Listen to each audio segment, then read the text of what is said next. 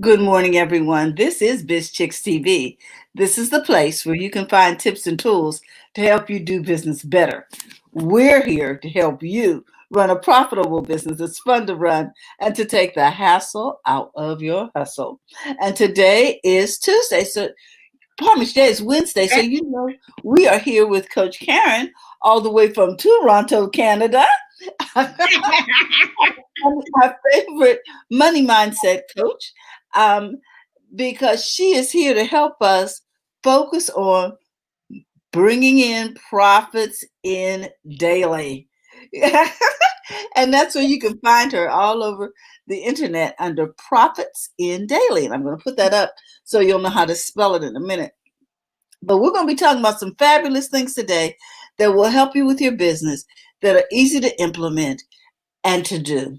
So without further ado, I introduce to some, present to others, your money mindset coach, Miss Caren Fern of Toronto, Canada. How do you do this morning? I am doing fantastic, fantastic. It is pretty hot over here for the past week or two, and I Ah, think I started by walking and my throat feel a little funny. So if you hear me, that would be why the change of weather. It's always so brisk, like it's cold, cold, cold. Next thing you know, it's warm, and you're like, what just happened here? So a little bit of a sniffle, but otherwise, I'm fantastic. And all righty. today we're talking about building things slowly. And I know we talked about it over time before, and we're talking about it again because everything feels so hurried up, really hurried up, and Mhm. we lose in between those cracks of the hurry up. And so we don't get a lot of things done that we should have gotten done up front and should have worked upon because we're scared that we are missing out, suffering from fear of missing out. And really, you're not missing out anything because whatever's happening over here, it's not your time yet for that. So you really and truly not missing out. And so that's why today we're talking about building great things slowly. And I'm going to cover three things. There's so much I can cover, but I'm going to take this in just portions of understanding this thing. We as humans, number one, we as human has been built slowly.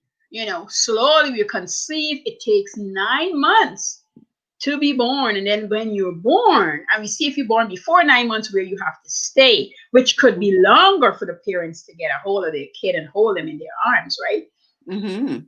And number two is plants. You ever watch a plant, how you put in the seeds, or if you got a little plant, it takes a while before things start happening with that plant. You got to be patient.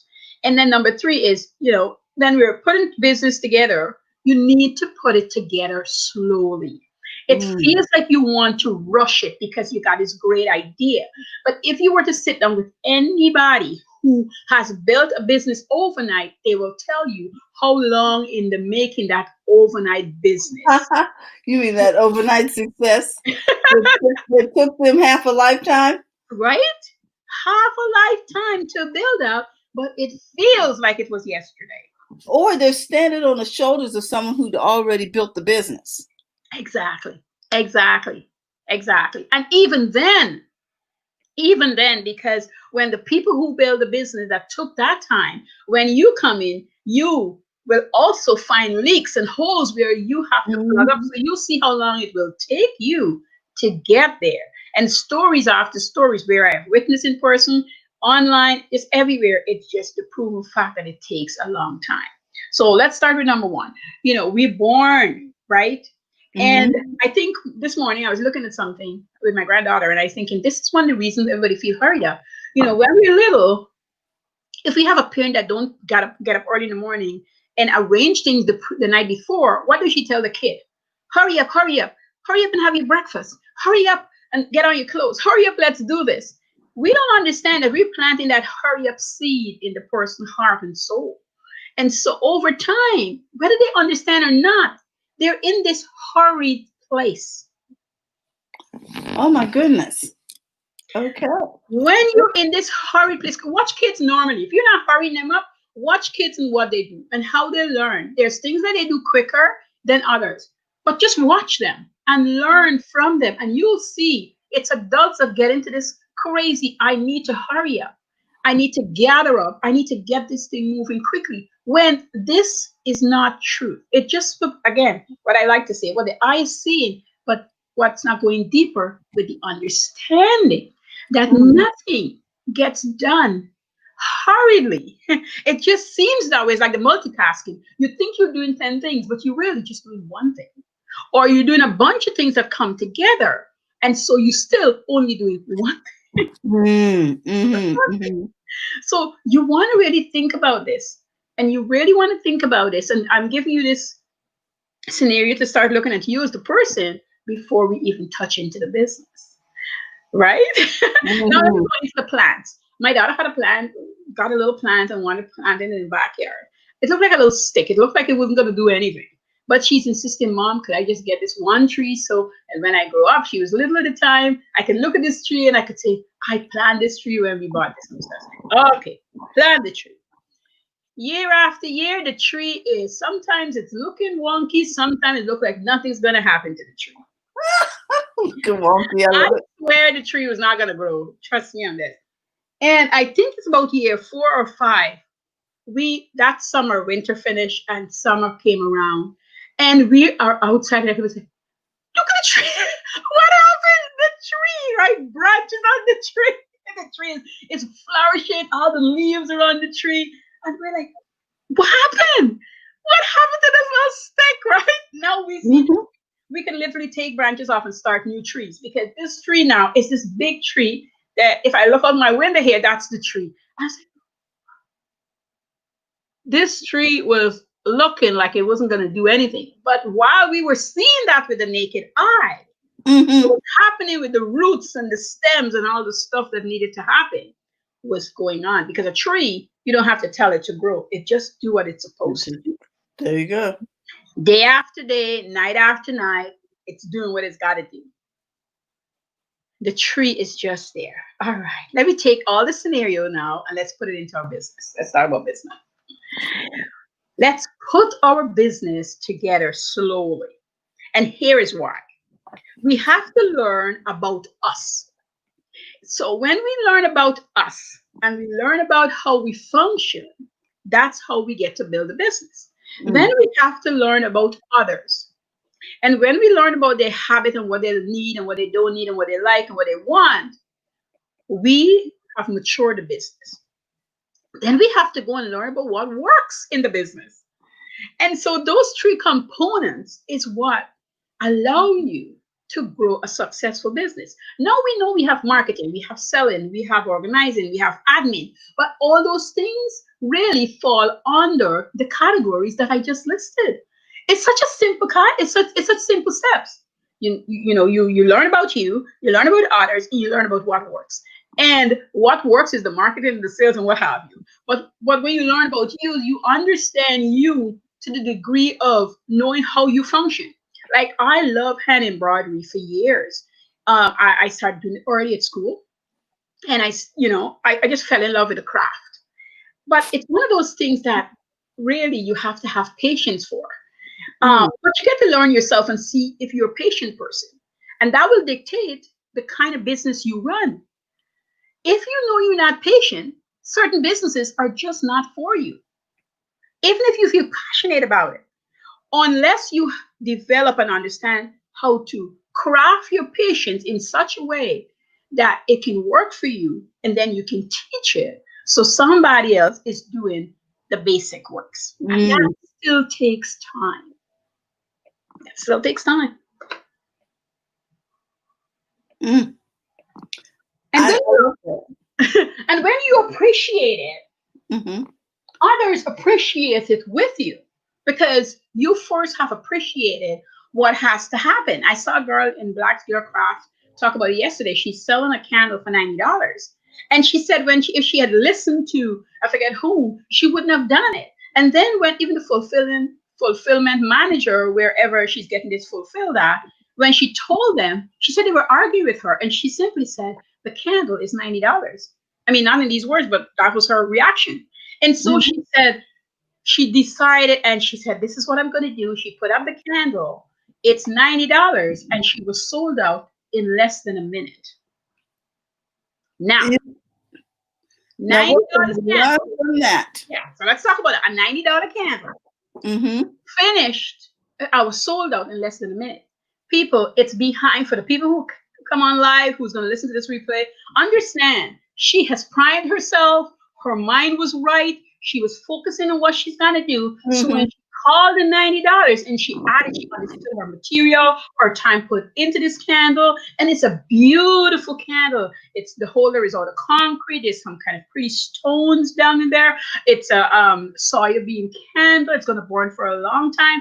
I'm giving you just my outward looking inexperience, but she knows what else went into that candle.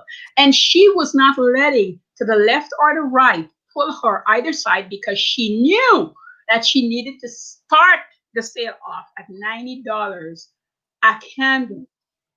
And she did Yeah, hint I might even go up to $100. exactly. Because I'm thinking, once you start describing, what about the shipping and so and it's a unique item, Yes, and I it's know a that, luxury item. and you cannot listen to the crowd because I've had situations where I have posted in that same group, and people told me, well, when we first started making masks, remember? Yeah, yes, yes. People They said, had well, the debate. my masks are only $5, and my masks are free. And I'm like, we're not doing the same business. No, you're not a business. You're I doing a am not a community service. nonprofit. Yeah, if you're giving away mask as a community service, okay? Yes, that's Um, one thing. I selling my mask too would be $20. I'd rather give it away than sell it for less. Do you understand? And I have people that I do so into ministries and things that I Yeah, do so, but that's none of their business. But the fact that so I'm still saying that people, when you're running a business, you really got to have your head wrapped tight so that you don't succumb to the chatter. I was exactly. so proud of her. So proud of her. That's why I said, and so beautiful. And she didn't act. She ex. I love how she. I love her copy. It didn't give you room to debate the $9.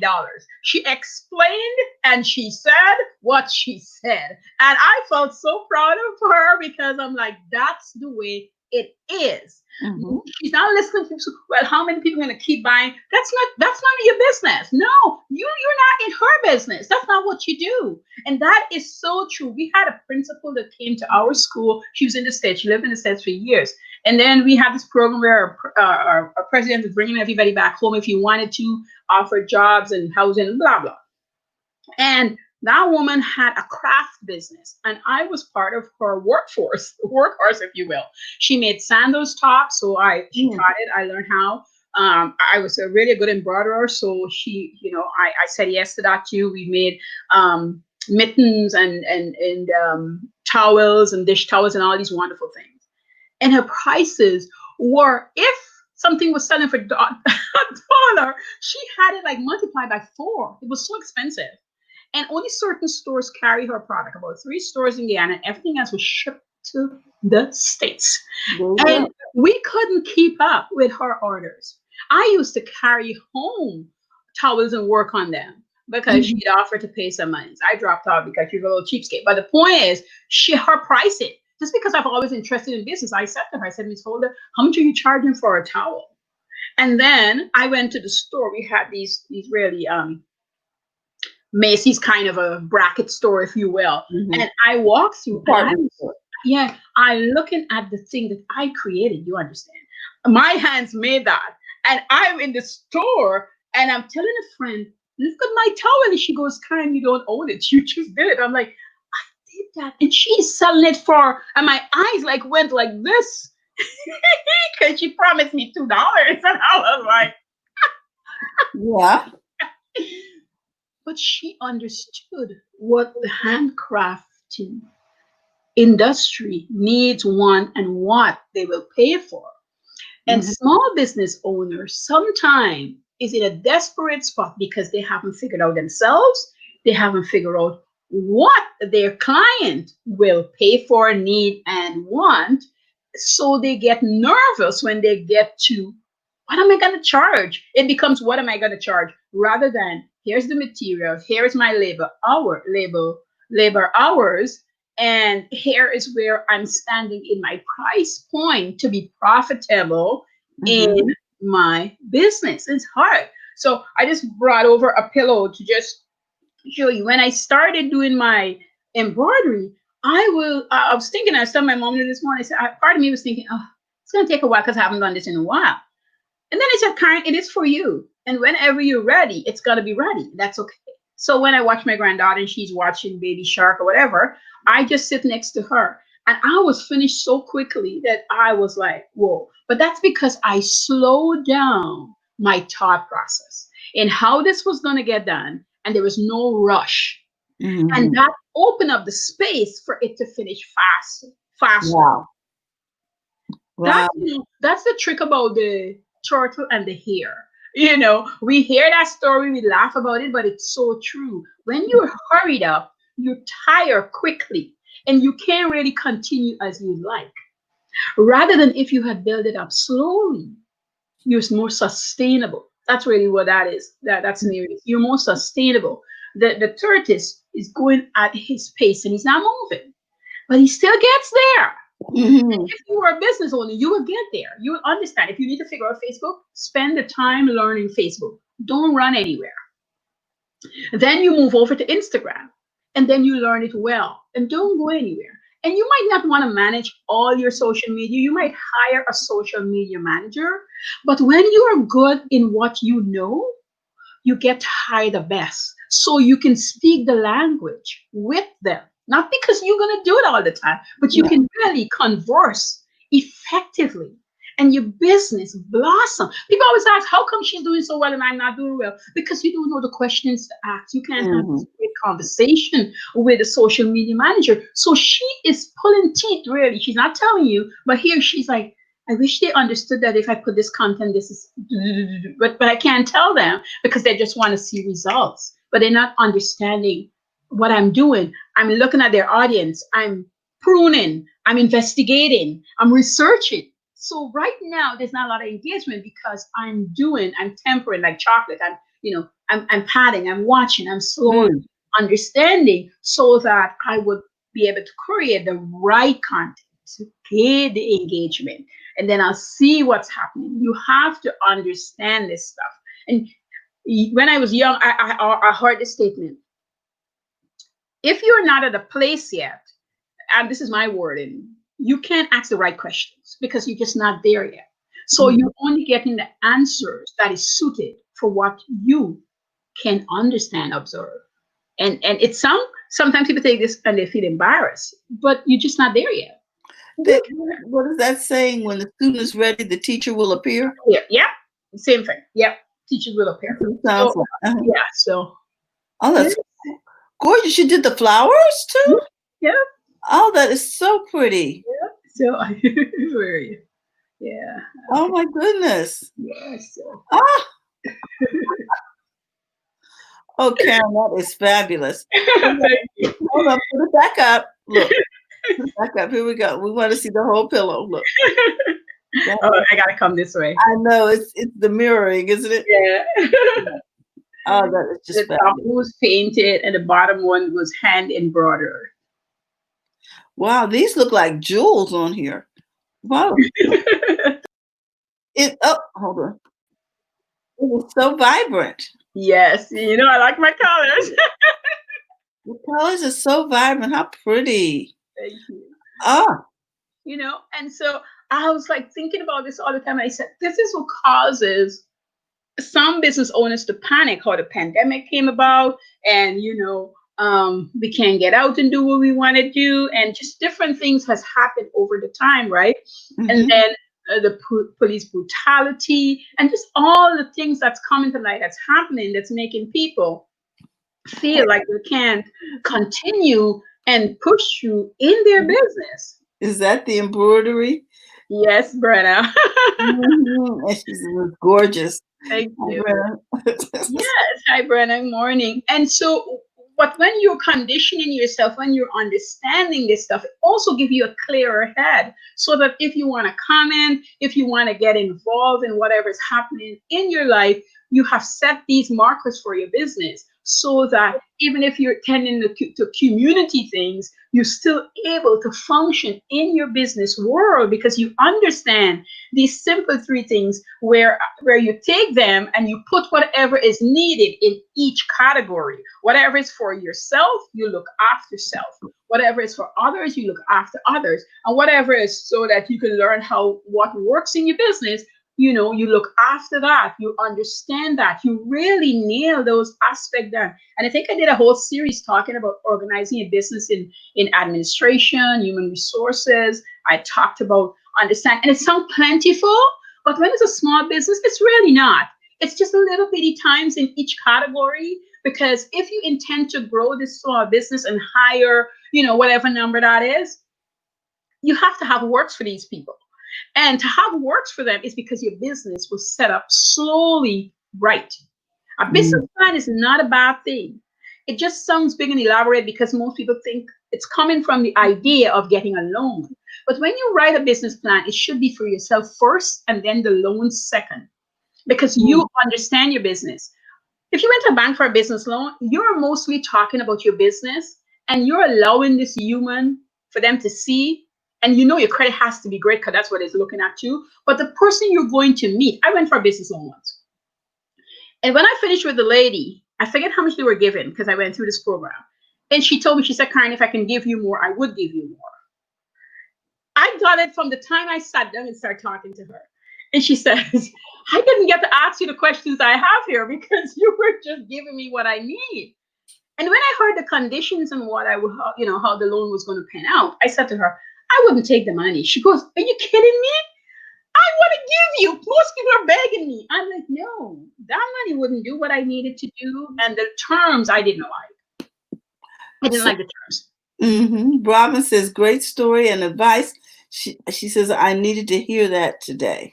You're welcome, I Robin. I, I, I hear you, Robin. I it's yeah.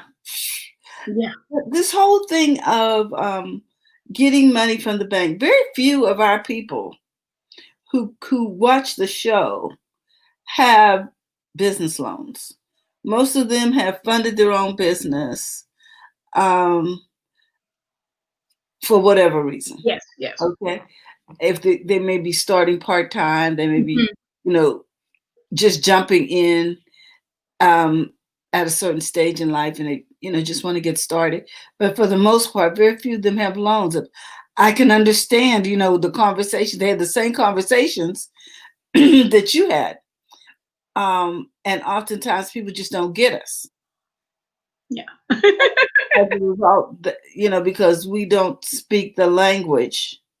We don't speak banking. Yeah, so and it's hard. It's hard. As I said, just because they had the program and attached it was this loan, and you had to go present your business. And I Mhm. went and I told the girl, and I was in contact with her for quite a while after, probably a whole year. She was wondering if I could talk to other people. She goes, I agree. If you don't need a loan, you shouldn't come in for the loan. I like how you put it over. I said, if I was going to pay you that kind of money in interest, then I'd want to pay it to myself. A matter of fact, that's part of my concept. You girls here, I talk about that a lot. About you should Yeah. borrow from yourself to pay you back. And I said, quite frankly, I don't borrow that kind of money, that itty bitty money. And I liked the concept at the time because I had an opportunity to sell on Zulily. What's Yes. Yeah, Zulily. yeah. So I had to make things in quantity. So that's why the loan idea sparked an interest in me. Uh-huh. Yes, this was to blow up my Yes. design business at the time. But when I look at everything and I compartmentalize everything and I see where it's at and what needs to be done, I said no way. And I started looking at different avenues. And there's always different avenues. Case in point, that Pacific business, they were people who either immigrant women or people who come in on mm, I can't remember the name right now. I just missed it. But Visitor visas. yes, on visitor visas and who come in on because bad things are happening in their country. I can't remember the name. Oh, refugees. Refugees, and they need to give them work. And so there's this program set up for women or abused women and stuff where you go in and you talk to the manager and they will do all the production for you. So I found them and I started working through them because this was a better route than getting the loan. Mhm. You just have to have patience again. You just have to come in. And that taught me a lot because I used to think that once I give them my design and pattern, they can sew what I want. It doesn't work that way. Like I had Mhm. to go in with them. I had to sit with the ladies. I had to let them understand my material, when I wanted, what I want to see, the quality of work. It took us 90 days to just go through the process of me giving them this information, coming back home, tweaking it. They're giving me their advice. It was a give and take to get the final product up. And then I realized that if I cut everything and I give it to them to just sew, it was more financially stable for the business. It made way more sense. And they were way more productive than I alone sewing at home. So, and I had to learn to give up that control too, because part of me was thinking, I make my PJs. Like, who's going to make it like I do? Right. So I know. that Who's was gonna put hard. the love in it? Yeah. I'm not gonna lie to you guys. That was a hard piece to me. But the lady in charge, she said to me, she says, Karen, just give us a chance to give you the first three pajamas, and if you don't like it, then it's okay. And I can tell you, they did a fantastic job because those ladies wanted to work. They wanted to have a place they can get an income, so they were putting in all they can right there. And you get there and you just see them working diligently and other people's stuff too. And it was just fascinating to watch the whole process happen. Mhm. And those are the things that happen in your business. So I'm telling you, 90 days that we're doing this so slowly. I'm talking about we're not even ready yet to bring it to market, if you will. I'm still selling my own, but to actually do the big run that I wanted, it took 90 days for us to come to the conclusion about zippers, elastic, and buttons, and where they're placed and why they're there and how good it would be for when you're sleeping. Because that's the other thing. When you make nightwear, you got to cater for when people twist and turn and if the button would poke them and move and all those things I had to learn. For me, the good Mm. part was I was making a lot of my own buttons, so I made soft buttons, so that helped in the process. Ah. Yes, but so think about that. So when you're starting your own business online and you feel rushed, take a breath, take 2 or 3 days off, just spend time finding out about you and your patience, what you like to do, what you truly, truly can do for long periods of time. And if you're frustrated, you could leave it and come back. And you're not worrying about Mary or Doreen or Karen and what she's doing. You're just focusing on this is what I do. Like for me, Mhm. I had to step back and say, I have a coaching practice. That's what I have versus I'm a coach only. Like I have a coaching practice. And so this is the things I need to look after in my coaching practice. So when a client come on board, this is what she gets. This is what we talk about. This is how I move them through. Yes, Brenna. Brenna says, I refuse to get loans, even in college. You're lucky the van had 1% interest. She said Whoa, Brenna, 1% interest? she did grants Yes. and and she says, oh, refugee program, that's wonderful. Yeah. hmm Mhm. Yeah. So finding other sources. Yes. When you're not desperate, That's the words, Terry. Oh my God, that's the words. then you have time to be resourceful. Yes. Yes. Oh, here she goes. She says, I wonder if they have things like that in the States. I'm sure they do, Brenna. If we go through, we have women's business departments within every state government. So if you look under Small Business Administration and under women's, I think they have a term for it. But anyway, if you put in the search women's programs, you'll see that there are some niche things there. Yeah. You go for the niche things. You also go, for us, you go in the refugee area and you look at certain ethnic groups and what their culture background is about. And if it's sewing, if it's a lot of arts and craft, if that's their background, then you want to tap into what they're doing and what the government is helping them with. And through these programs, you'll find it because it was actually the one that we found wasn't even online. The only reason we got a hold of them is because, excuse me, a friend of mine saw leather sandals and she was in this community of people and somebody referred her to them, and she referred them to me. So they worked a lot on referral. They didn't even So have a you're website or anything. networking. Yes, yes, they didn't have a website or anything. But it's certainly now things has changed because this is I'm They talking about really five have, years haven't they? ago. They really have. Uh, Yeah. and I would think that just like a lot of people, what do they call it? Something free. Um, is it duty free? At any rate, they have a lot of programs like for women from Guatemala and different things who do crafting and sell their Mhm. things online. Yes. And you Yeah. could probably get them to, Hmm. do what you need manufactured if you have a relationship. And Yeah, I love when you deal with them because they're real people and they also want to see you shine, and it helps them at the same time to showcase your exactly. talent. It's such a difference when you meet these people and you sit and you talk with them. I mean, my skin is growing when I think about it. They're so wanting to make sure your product is done well 100%. Mhm. No mass production. It's done, yes, plentiful, but it's people who care for your product as well as you care for They're your gonna put the love in it. They're gonna make product. sure it gets the love it needs. Bruna says, I never did grants. I want to know how to access those. Everyone changes for teaching, charges for teaching grant writing. Applying is free. I just don't know where grants are accessible. Okay, I would look online through the government. They have um, training, and it's probably online because of the pandemic now on grant writing. And also, I would contact some nonprofits. They can direct you to grant writing, or you can contact grant writers. Grant writers, what she's saying is, and she's right, most of them charge you money because it's a tedious process. But I was going to say, here's a tedious but process. But it's worth it.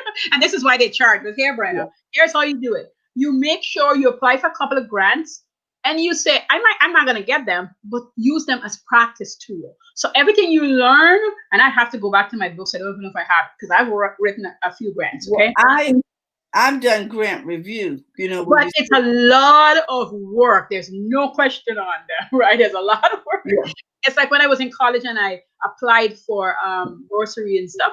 It's just a lot of tedious thing. And people used to charge, but I did my own because I'm like, I could read and write, so I could do my own. And usually when they put the grant out, yes, Robin, counties and cities, as a former grant writer for the state of California, we would write the grants, and then we'd have people sit on panels and review the submissions. But the first thing they did was they had a checklist. Yeah. It had to have everything that we put in the requirements. Right. So they would even look at it. So they would Yes. look and see, did you fill out this section, this section, this section, this section? And Hmm. then they would go into session and they would apply so many points for each section. And then they would determine who has the most points. And based on that, that's who would get the grants. Um, And they're and very clear on telling you what the they requirement is. are. Yeah, I They are. like them for that, and they'll. They are, because we try to put it in English, because usually it's individuals or nonprofits who are not familiar with the technical language that we're looking for. True. So, just follow the requests. This is Hmm. what we're looking for, Yes. and like Caren said, try out a few. Yeah. And then Hmm. have your notebook next to you when you're going to do your grant. Because I'll tell you what, Brent, I'll tell you this. If you were to do it and you finally got a grant, you get to say, I know how to apply for a grant. And this is how we take those skills and then we use it for our own benefits. You could become a grant writer Hmm. yourself because people are doing this stuff because they know how tedious is it. They've gotten themselves first and then they've gotten for people. And so they understand the processes and And, then using and the we stuff. understand the mentality of the people sitting on the panel. Yes, yes, yes. We understand the review process. Hmm. So Hmm. we're going to make sure that it hits all of those points.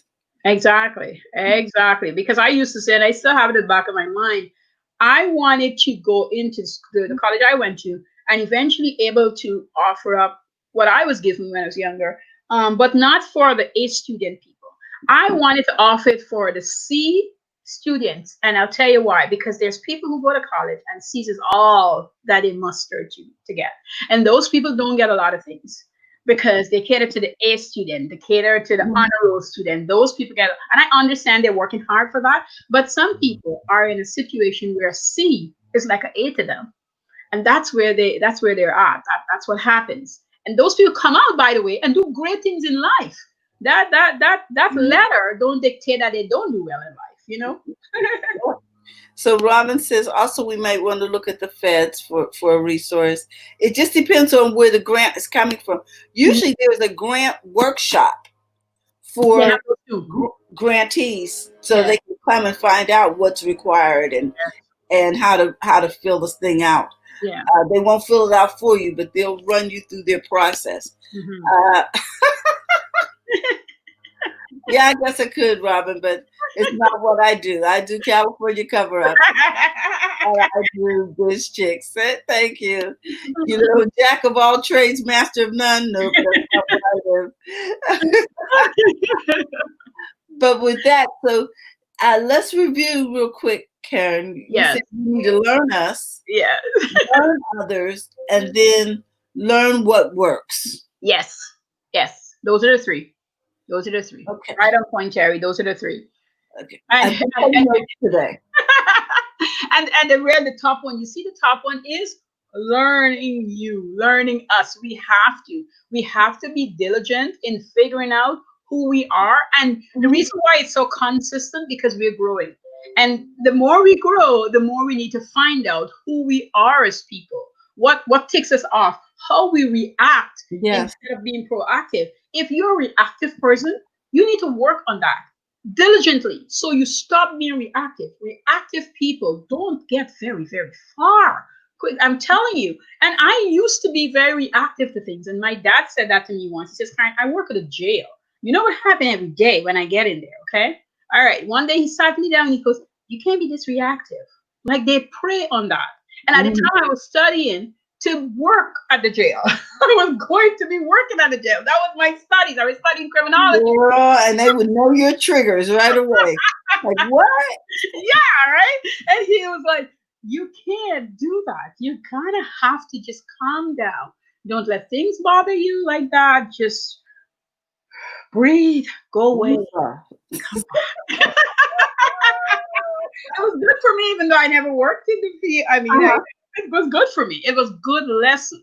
I worked somewhere else that I needed. Thank God. For, but oh my goodness. Anyway, guys, thanks for being here today. We really enjoyed the conversation. I hope you did too. And I hope that we were able to provide some information that will help you run a profitable business that's fun to run.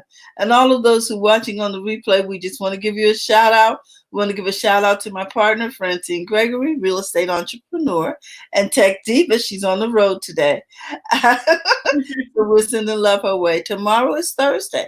So we will be here with Robin Shimizu and friends. And we will be talking about your health. You can't keep your wealth if you don't have your health. Exactly. Okay. I want to remind you, don't forget to go to the front of your line. And if you're looking for Coach Caren, let me put her banner up. She's at Profits in Daily. Do you have anything coming up, Coach? Profits in Daily. You can come join my group, Entrepreneur for Profits in Daily. And yes, the 4-hour workday is still on its way. Just, life has happened. So as soon as we're ready, you'll know. Okay. Well, Robin says, talk to you later. Thanks, Robin. Thanks, Brenna. And businesses have a great day. So again, don't forget to go to the front of your own line, and we'll see you tomorrow. Bye-bye.